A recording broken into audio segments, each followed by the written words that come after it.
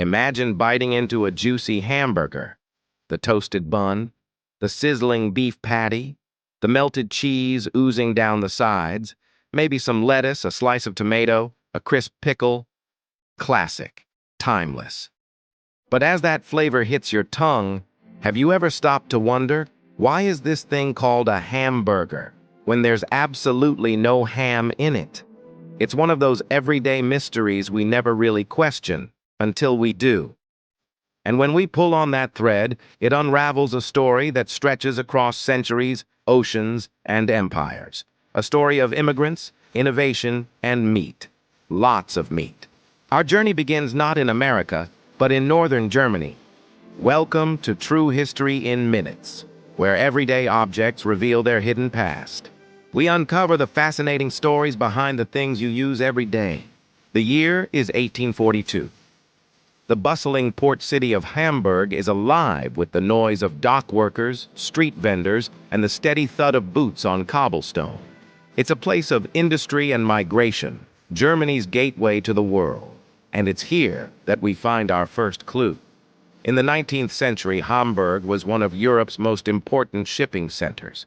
It was the last stop for millions of Europeans boarding ships bound for the New World, especially to the United States.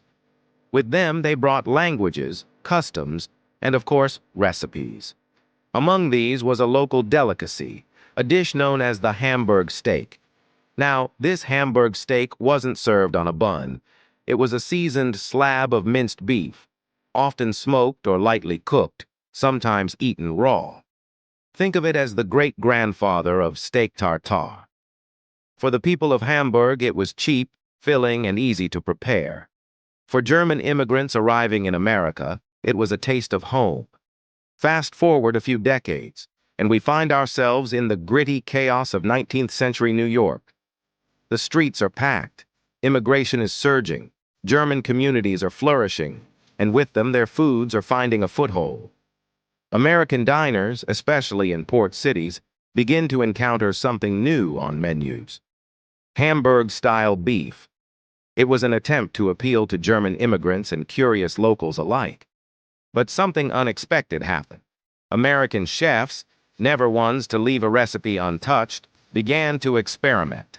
The raw meat was cooked, spices were added, and then someone, no one knows exactly who, had the brilliant idea to serve the patty between two pieces of bread.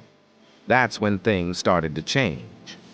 Suddenly, what had once been a European dish transformed into something uniquely American, portable, practical, and perfect for a growing nation on the move. But here's where the story gets messy. Like, really messy.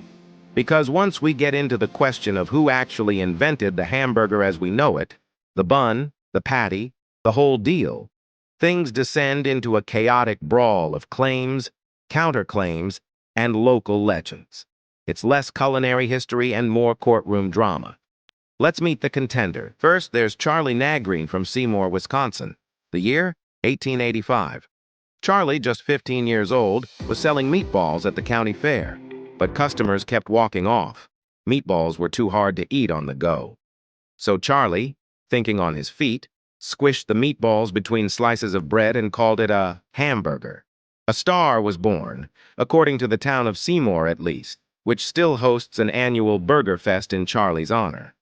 But wait, Fletcher Davis of Athens, Texas, says not so fast. He claimed to have sold a similar sandwich at his lunch counter in the 1880s. According to legend, he even took it to the 1904 World's Fair in St. Louis, where the nation and the world first tasted the hamburger. Except, the Menches brothers from Ohio say they did it first. At a fair in Hamburg, New York, yes, you heard that right, Hamburg, New York, they ran out of pork for their sandwiches. Desperate, they switched to beef. Voila! The hamburger was born, and the town's name just happened to be perfect for the new creation. Too convenient? Maybe. But the plot thickens. There's also Louis' Lunch in New Haven, Connecticut, which to this day insists they invented the hamburger in 1900. They even cook their burgers the same way, on cast iron grills from 1898. No ketchup allowed, thank you very much. So who really invented the hamburger? We may never know. It's one of those culinary mysteries lost to time. What we do know is that by the early 20th century, something called a hamburger sandwich was showing up on American menus, and it was spreading like wildfire. And the name? That too was evolving. See, hamburger steak was already a known term. When the beef patty was placed on bread, people began calling it a Hamburg sandwich, shorthand for a sandwich made with Hamburg-style beef. Over time, that got shortened to just hamburger. No one thought to question the ham part. After all, hamburgers just sounded right. But then came the irony. As the hamburger gained popularity across America, new generations grew up with no memory of Hamburg, Germany, or the dish that started it all. To them, the word hamburger started sounding suspiciously like it had ham in it. And that confusion gave rise to one of the most interesting linguistic detours in fast food history. In the mid-20th century, as chicken and fish sandwiches started hitting menus, marketers began calling them chicken burgers and fish burgers. Why? Because burger had by then become a standalone word, divorced from its German roots. The ham was dropped, mentally and literally. A burger was now any patty in a bun. Today we even have veggie burgers, tofu burgers, impossible burgers, peanut butter and jelly burgers, which, depending on your taste, is either inspired or a war crime. But through it all, the name hamburger has stuck. And no, it has never contained ham.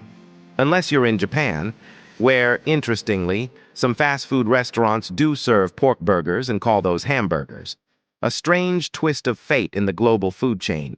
So here we are, back where we started, holding a hamburger, no ham in sight, munching away on a food that has crossed continents, sparked arguments, and redefined how we think about meat, bread, and convenience. It's more than just a sandwich. It's a symbol of immigration, adaptation, and reinvention. A German dish, Americanized and exported back to the world like a culinary boomerang. And that's the beauty of food history.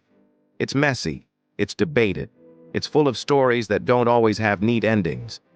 But every bite you take carries with it the echoes of generations past, of people on ships, crossing oceans, of county fairs and food stalls, of war, peace, poverty, and prosperity. So the next time someone asks you why it's called a hamburger, tell them it's a long story, then take a bite, because history never tasted so good. And remember, sometimes the best questions are hiding in plain sight, like why we call them hamburgers and not beef burgers. If you like this type of content, please consider subscribing, like, smash that bell, and leave a comment, as this really helps our channel grow. Thanks for watching, and we will see you in the next episode.